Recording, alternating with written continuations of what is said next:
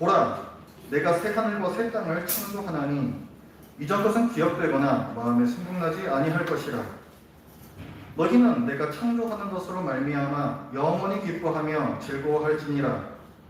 보라, 내가 예루살렘을 즐거운 성으로 창조하며 그 백성을 기쁨으로 삼고 내가 예루살렘을 즐거워하며 나의 백성을 기뻐하리니 우는 소리와 부르짖는 소리가 그 가운데에서 다시는 들리지 아니할 것이며 거기는 날수가 많지 못하여 죽는 어린이와 수환이 차지 못한 노인이 다시는 없을 것이라. 곧 백세에 죽는 자를 젊은이라 하겠고 백세가 못되어 죽는 자는 저주받은 자이리라. 그들이 가옥을 건축하고 그 안에 살겠고 포도나무를 심고 열매를 먹을 것이며 그들이 건축한 데에 타인이 살지 아니할 것이며 그들이 심은 것을 타인이 먹지 아니하리니 이는 내 백성의 수환이 나무의 수환과 같겠고 내가 택한 자가 그 손으로 일한 것을 길이 누릴 것이며 그들의 수고가 헛되지 않겠고 그들이 생산한 것이 재난을 당하지 아니하리니 그들은 여호와의 복된 자의 자손이요 그들의 후손도 그들과 같을 것이니라. 그들이 부르기 전에 내가 응답하겠고 그들이 말을 마치기 전에 내가 들을 것이며 이리와 어린 양이 함께 먹을 것이며 사자가 소처럼 짚을 먹을 것이며 뱀은 흙을 양식으로 삼을 것이니 나의 생산에서는 해함도 없겠고 상함도 없으리라. 여호와께서 말씀하시니라. 아멘. 이사야서가 굉장히 양이 많죠. 굉장히 두꺼운 책입니다. 이 거대한 이사야서의 결론부가 오늘 우리가 이제 읽은 65장부터 되겠습니다. 65장을 보면 앞부분에는 위선자들, 그러니까 하나님의 백성이라고 하나 사실은 하나님을 섬기지 않는 위선자들을 심판할 것이다 말씀하시고 바로 뒤를 이어서 그러나 백성들이 다 그런 건 아니다. 그 중에도 여전히 나의 종들이 있다. 신실한 자들, 다른 곳에서 남은 자들이라고 부르는 그 백성의 회복을 또 말씀을 하시고요. 그리고 이어서 오늘 본문이 나옵니다. 오늘 본문 첫 부분은 17절에 보면 보라 이렇게 시작하죠. 보라. 뭘 보라는 것인가? 새 하늘과 새 땅을 창조할 것이다 말씀을 해주세요. 또 18절 말씀에서는 또 보라 나옵니다. 이번 또 뭘 보라는 얘기인가? 예루살렘을 다시 창조하겠다 말씀을 해주십니다. 새 하늘과 새 땅, 새 예루살렘에 대해서 말씀을 하시는 건데요. 우리는 신약 성경의 요한계시록 21장을 쉽게 떠올리죠. 사도 요한이 기록한 이 요한계시록 21장에는 마지막 날에 완성되는 하나님 나라를 새 하늘과 새 땅, 또 새 예루살렘이라고 표현합니다.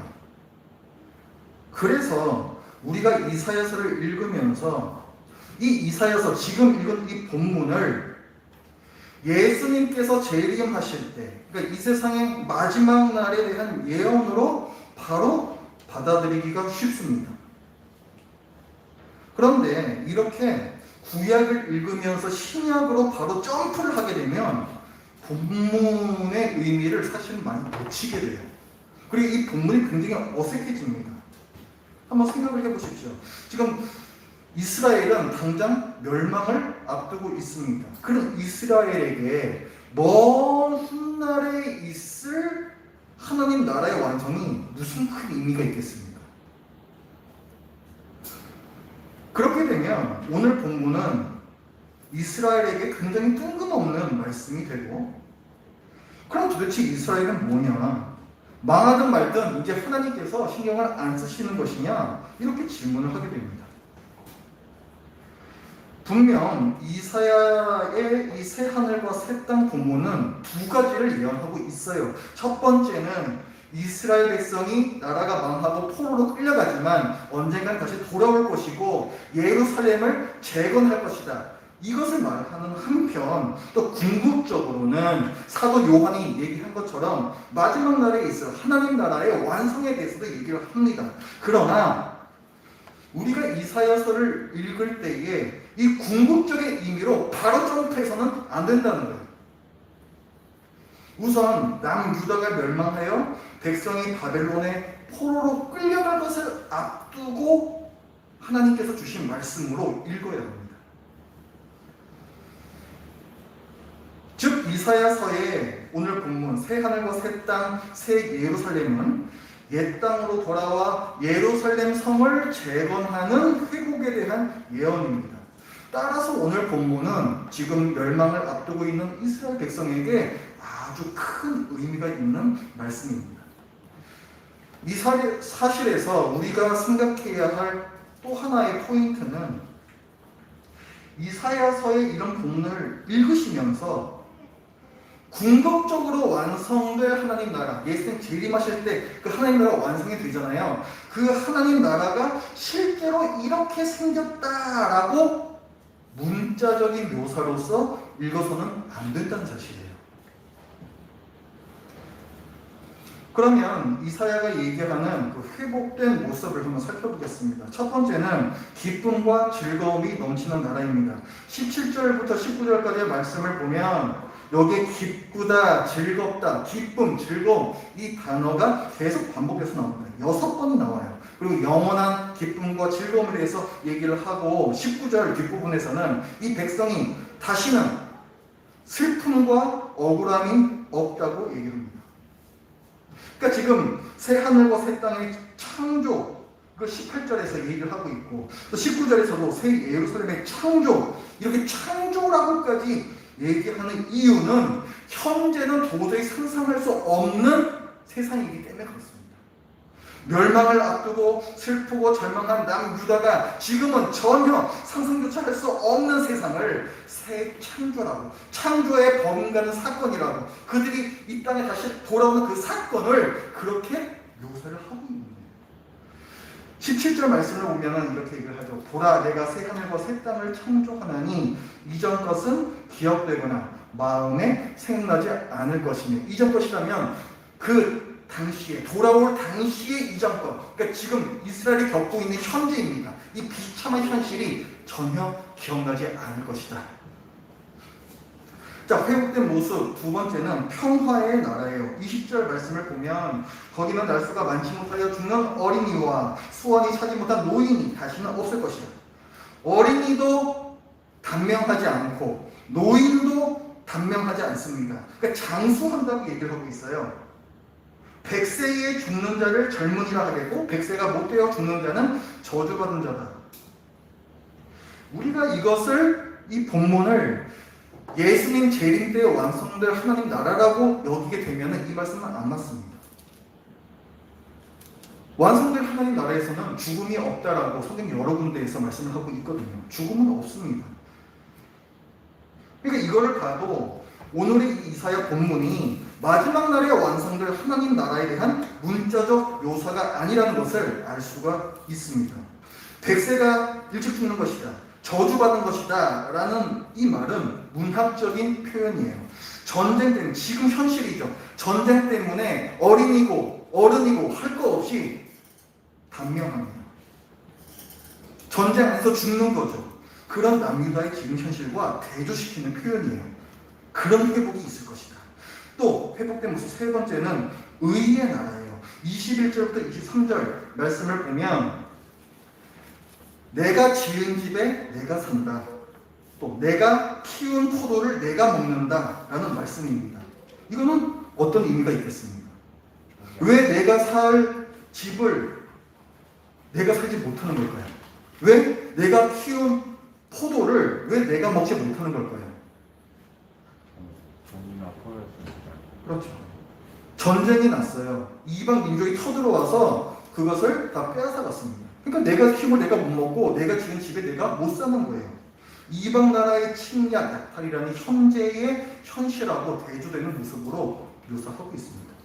또 회복된 모습 네 번째, 하나님과의 관계가 회복된다. 24절 말씀에 그들이 부르기 전에, 백성이죠. 백성들이 하나님을 부르기 전에 내가 응답하겠고 그들이 말을 마치기 전에 내가 들을 것이며, 하나님께서 백성의 이 말을 금방금방 듣고 응답하신다는 거예요. 이거는 우리가 지난번에 살펴봤던 여호와의 귀가 둔하여 듣지 못하시는 거냐? 그 현실과 반대되는 거죠. 그때 왜 하나님께서 백성의 말을 듣지 않으십니까? 그 말씀에서 바로 이어나오잖아요. 너희 죄악이 하나님과 너희 사이를 가리워서. 그게 지금 남유다의 현실이죠. 이 현실과 대조되는 나중에 그 회복될 때를 말씀하고 있습니다. 그 다음에 회복된 모습 또 한 가지, 평화의 나라예요. 25절에 보면 이리와 어린 양이 함께 먹을 것이며 사자가 소처럼 짚을 먹을 것이며 뱀은 흙을 양식으로 삼을 것이니 나의 성산에서는 해함도 없고 상함도 없으리라. 이 말씀이 나와요. 우리가 더 좋아하는 표현이죠. 이 말씀은 누구를 해치거나 파괴하지 않는 그런 세상에 대한 은유, 문학적인 표현입니다. 이거는 왜 이런 표현이 나왔을까요? 지금 현실과 대조시키는 거예요.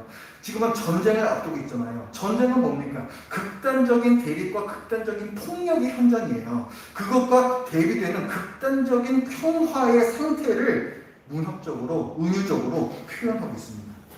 오늘 본문, 방금 이 표현, 이리와 어린 양이 함께 먹을 것이고 사자가 소처럼 짚을 먹을 것이고 뱀은 흙을 양식으로 삼을 것이고, 이런 말씀을 마지막 날에 완성될 하나님 나라 예수님 재림 때에는 이런 세상에서 우리가 살게 된다, 이렇게 문자적인 묘사로 읽으면 안 됩니다.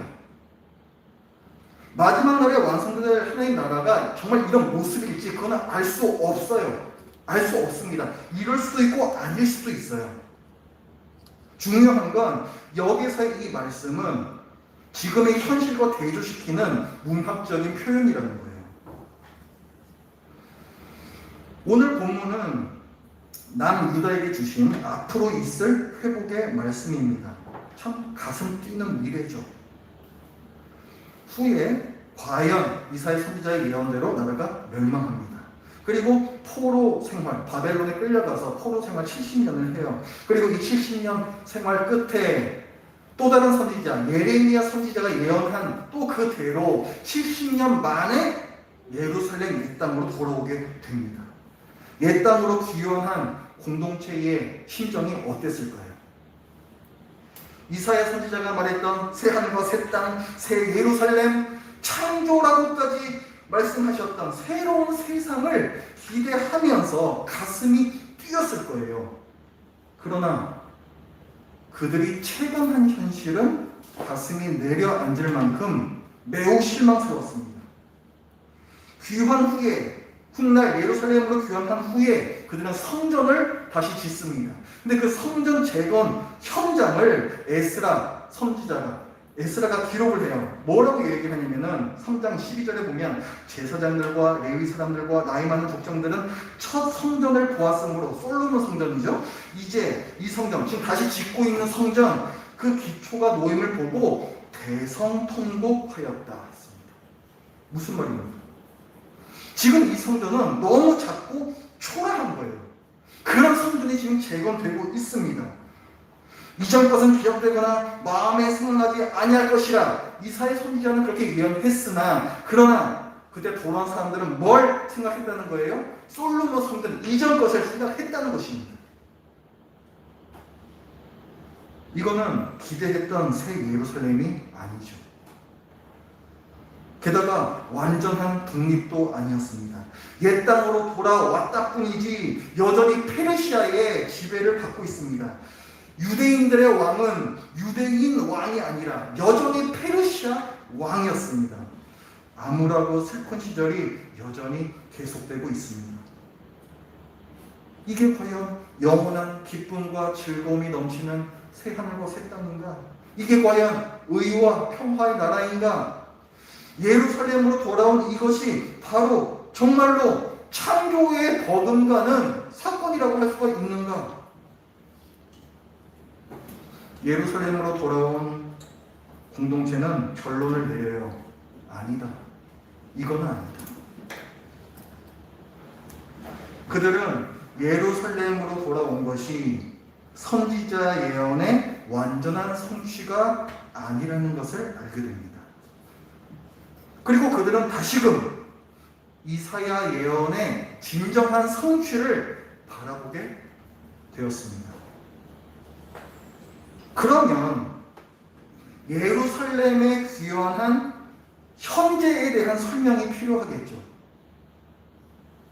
다시 미래를 바라보고 있으니까 현재에 대한 설명이 필요하지 않겠습니까? 그래서 그들은 비록 다시 돌아왔지만 여전히 페르시아의 통치를 받고 있는 현재를 바벨론 포로기가 아직 끝나지 않은 시대로 해석합니다. 그리고 이스라엘의 진정한 회복을 가져올 왕 메시아를 기다려요. 이러한 역사 해석은 제국의 지배가 이어지는 로마 제국 시대까지 이어집니다. 로마 제국 시대에 하나님의 아들이신 예수님께서 오셨습니다. 자, 이스라엘의 진정한 회복을 가져올 왕 메시아를 간절히 기다리고 있는 유대인들의 입장에서 예수님을 바라보십시오. 예수님의 놀라운 기적과 능력을 보고 또 놀라운 말씀을 들으니 열광할 수밖에 없습니다. 그래서 예수님께서 예루살렘에 입성하실 때 백성들이 외치죠. 호산나 다윗의 자손이여, 호산나 우리를 구원하소서, 다윗의 자손이여, 왕이시여. 로마 제국에서 드디어 포로 생활을 끝낼 왕으로서 예수님을 올려 세우는 거예요. 그러나 정작 예수님께서는 이스라엘 국가를 정치적으로 독립시키러 오지 않으셨다라고 밝히십니다. 예수님께서 빌라도 앞에서 재판을 받으시죠. 그때 예수님께서는 이렇게 말씀하십니다. 내 나라는 이 세상에 속한 것이 아닙니다. 이제 내 나라는 여기에 속한 것이 아닙니다. 2번이나 거듭 말씀을 해주십니다. 그 현장에는 빌라도만 있었던 것이 아닙니다. 그 현장에는 이스라엘의 독립을 원하는 유대인들도 함께 있었습니다. 그 유대인들이 예수님의 이 말을 들으면서 마음이 어땠을까요? 왕인 줄 알았는데 이럴 수는 없어. 극도의 배신감을 느낍니다. 그래서 그들은 외쳐요. 죽여라! 사형시켜라! 차라리 살인자 바라바가 낫다. 그렇게 외칩니다. 예수님께서 오신 목적을 하나님께서 친히 알려주셨습니다. 마태복음 1장 21절에서 아들을 낳으리니 이름을 예수라 하라. 이는 그가 자기 백성을 죄에서 구원할 자이시니라 하니라. 이게 예수님께서 이 세상에 오신 목적입니다. 유대인들이 뭘 오해했는가? 이사야 선지자의 이 예언을 문자적으로 해석한 거예요. 그들은 이스라엘의 정치적인 회복을 기다립니다. 지금도 그렇습니다. 지금도 유대교는 그래요. 구약 성경의 이 말씀을 문자적으로 해석합니다. 그들은 신약 성경을 믿지 않고 예수 그리스도를 믿지 않습니다. 신약 성경은 이 구약의 진리를 모두 명쾌하게 밝혀줍니다. 신약 성경은 새 하늘과 새 땅, 새 예루살렘의 의미를 분명히 알려줍니다. 사도 요한은 계시록에서 로마 제국을 뭐라고 어떤 나라로 표현을 해요? 바벨론이라고 표현합니다. 뭡니까? 로마 제국의 지배를 끝나지 않은 포로기로 해석하는 유대인들의 생각을 반영한 거예요. 여전히 우리는 바벨론의 포로로 끌려와 있다. 로마 시대도 그렇다는 거죠. 하나님께서는 사도 요한을 사용하셔서 새로운 계시, 요한 계시록을 통해서 이사야 65장을 끌어다 쓰십니다. 새 하늘과 새 땅, 새 예루살렘이 요한 계시록에 나오는 거죠. 그러나 그 새 하늘과 새 땅, 새 예루살렘은 언젠가 이 세상에 재건될 정치적 국가로서의 이스라엘이 아닙니다. 성경은 그렇게 말씀하고 있지 않아요. 어린 양 예수님이 메시아이시고 그분께서 시작하셨고 완성하실 나라로 설명합니다. 예수 그리스도의 대속, 그 사실을 믿고 죄사함받은 거룩한 백성, 14만 4천이 상징하는 신구약 시대의 모든 교회, 영적 이스라엘, 하나님의 영적 백성이 누리게 될 하나님 나라, 온 세상이 성경이 되는 우주적 회복, 그것이 새 하늘과 새 땅의 진정한 성취입니다. 그러면 이스라엘 민족은 뭔가? 우리가 지금 보고 있는 것처럼 어설픈 예루살렘 귀환만 맛보고 존재감을 잃어버린 민족인가? 아니면 어떤 사람들의 이상한 말처럼 장차 마지막 날에 강력한 국가로 재탄생해서 재림, 메시아와 함께 다른 민족들을 다스릴 우월한 하나님의 백성인가? 그게 이스라엘인가? 도대체 이스라엘은 뭔가? 이스라엘은 구속사에서 어떤 의미를 가지는가? 하나님께서 이 세상을 구원해 가시는 이 구속의 역사에서 이스라엘은 복음의 통로로 사용되었습니다. 하나님께서 이스라엘을 먼저 자기 백성으로 부르시고 이들을 통해 이방 민족들까지 자기 백성으로 불러 모으려고 하셨습니다. 그래서 하나님께서 모세를 통해 이스라엘 민족을 출애굽시키셨을 때 홍해를 건너자마자 하나님께서 말씀을 해주시죠. 출애굽기 19장 6절 너희가 내게 대하여 제사장 나라가 되며, 이것이 이스라엘이 차지하고 있는 위치입니다. 그 당시에 사명이죠. 이스라엘 민족은 다른 민족을 향한 복음의 통로였습니다. 그래서 우리 신약 성경에서도 보면요, 예수님께서는 유대 지역을 중심으로 또 유대인들을 대상으로 사역하십니다. 물론 간혹 가다가 이방인들이 나오긴 해요. 그러나 예수님의 그 사역의 핵심은 늘 유대 지역이었고 유대인들에게 있었습니다. 예수님께서 우물가에서 사마리아 여인을 만나시죠. 거기서 말씀하십니다. 요한복음 4장 22절 너희는 알지 못하는 것을 예배하고 우리는 아는 것을 예배하노니 이는 구원이 누구에게서 납니라? 유대인에게서 납니다. 유대인이 중요하다고 말씀해 주세요. 구원이 유대인에게서 납니다. 구원의 통로로서 말씀해 주십니다. 또한 예수님께서는 사역하러 다니시다가 귀신 들린 딸을 고쳐달라는 이방인 여인을 만나요. 마태복음 15장 24절부터 말씀을 보면은 예수님께서 이런 말씀하십니다. 나는 이스라엘 집에 잃어버린 양 외에는 다른 데로 보내심을 받지 아니하였노라. 자녀의 떡을 취하여 개들에게 던짐이 마땅하지 아니하니라. 이렇게 말씀하세요. 또 예수님께서는 이스라엘 사람들로 이루어진 12 제자들을 세우시고 그 12 제자들에게도 이방인 말고 이스라엘 사람들에게 가라고 명령을 하십니다.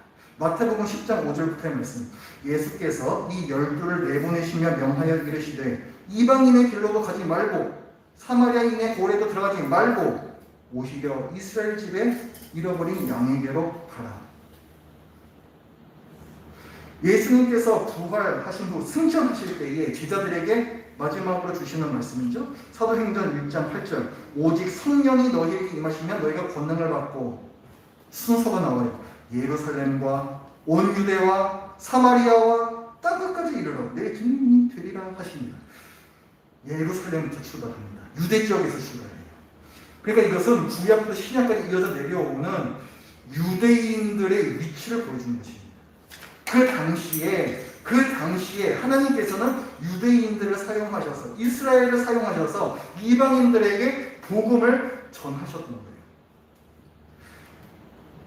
그래서 어떻게 됩니까? 우리가 생각해서 보면은 이런 예수님의 사역과 성령님의 역사하심의 그 결과는 뭐예요?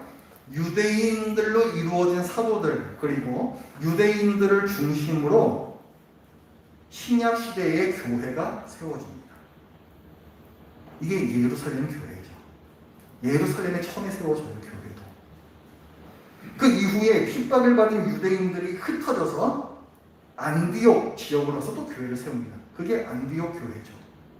이 안디옥 교회에서 성령님의 인도하심을 따라, 즉 지시에 따라 바울과 바나바를 유대인들입니다. 선교사로 세워서 파송합니다. 이들을 통해서 드디어 이방 지역들의 이방인들의 교회가 세워집니다. 이스라엘은 뭔가? 한때 이방인에게 복음을 전하는 첫 통로였습니다. 그래서 일시적으로 중요했고 바울 사도는 그 중요성 때문에 유대인들을 우선하여서 많은 얘기들을 해요. 여러분들 그 신약성경 로마서 같은 데도 보시면은 바울이 얘기하죠. 먼저는 유대인에게요. 그리고 헬라인에게로다. 헬라인 이방인입니다. 유대인을 왜 우선하는가? 이 구속사에서의 중요성 때문에 그렇습니다. 그리고 그들이 하나님께서 처음에 선택하신 민족이기 때문에 그렇습니다. 또 바울 사도가 자기 민족을 사랑하는 그 사랑의 마음도 그러나 그들이 예수님께로 돌아오지 않는 그 안타까움도 그 말에는 다 녹아져 있습니다. 그러나 어쨌거나 그 말 안에는 유대인들이 왜 중요했는지 그 의미가 들어가 있다는 거예요. 그러면 오늘날에 이제 이스라엘은 뭔가? 과거의 사명을 다 했으니 이제는 버림받았는가? 이 이스라엘의 위치 그리고 이 유대인들과 이방인의 관계를 가장 잘 설명해 주는 것이 로마서 11장입니다. 한번 나중에 쭉 읽어보셨으면 좋겠어요. 로마서 11장에 보면 먼저 이스라엘의 과거에 대해서 나와요. 로마서 11장 17절 이스라엘을 참 감람나무라고 표현합니다. 그러나 그들이 하나님께 배역함으로 잘려져 나갔어요. 그리고 밑둥만 남았습니다. 근데 여기에 돌 감람나무 가지가 접붙임을 받습니다. 돌 감람나무 가지는 이방인을 뜻하는 거죠. 그러니까 하나님의 백성에서 이스라엘은 잘려나가고 지금까지 쌓아져 왔던 그 구속사의 위에 이방인들, 우리 같은 이방인들이 거기에 접붙여졌다는 거예요. 하나님의 백성이 되었다는 말씀입니다. 그리고 이어서 이스라엘의 현재와 미래에 대해서도 말씀합니다. 로마서 11장 23절을 보면 그 잘려져 나간 참 감람나무 가지가 언젠가는 다시 접붙임 받을 것이다 말씀합니다. 하물며 돌 감람나무 가지도 이렇게 접붙임을 받았거늘 진짜 원가지, 이 진짜 원가지, 참 감람나무 가지가 다시 접붙임을 받지 못하겠느냐, 하나님께 그것이 어렵겠느냐, 이 얘기를 합니다. 무슨 말씀이에요? 접붙임을 받는 조건은 오직 한 가지입니다. 예수 그리스도를 믿음으로 하나님의 백성으로 들어오는 거예요. 그렇기 때문에 이스라엘 민족이 다시 접붙임을 받는다는 것은 그들도 다른 민족들과 마찬가지로 복음을 믿음으로 하나님 백성으로 다시 들어오게 될 것이라는 말씀입니다. 로마서 11장에서 그래서 그런 얘기를 계속해요. 그리하여 온 이스라엘이 구원을 받으리라. 이스라엘은 버려지지 않았다는 거예요. 또 하나님의 은사와 부르심에는 후회하심이 없느니라. 하나님께서 이스라엘 백성을 부르셨었는데 내가 잘못 불렀네, 후회하지 않으신다는 거예요. 하나님의 구원의 은혜, 그 부르심에는 후회하심이 없습니다. 이스라엘도 우리와 함께, 우리와 똑같이 새 하늘과 새 땅, 새 예루살렘이라는 궁극적 성취를 보게 될 것입니다. 하나님의 지혜는 깊고 깊습니다. 아브라함을 불러서 복 주시고 이스라엘을 자기 백성 삼으시고 그들을 통해 이방 민족들을 자기 백성 삼으셔서 기어코 모든 민족을 구원해 내시는 하나님의 지혜는 참으로 깊고 깊습니다. 이 로마서 11장의 마지막은 찬송으로 끝나요. 모든 민족을 구원하시는 하나님의 지혜를 우리 역시 찬송하지 않을 수가 없습니다. 깊도다 하나님의 지혜와 지식에 풍성하며 그의 판단은 헤아리지 못할 것이며 그의 길은 찾지 못할 것이로다. 아멘. 기도하겠습니다.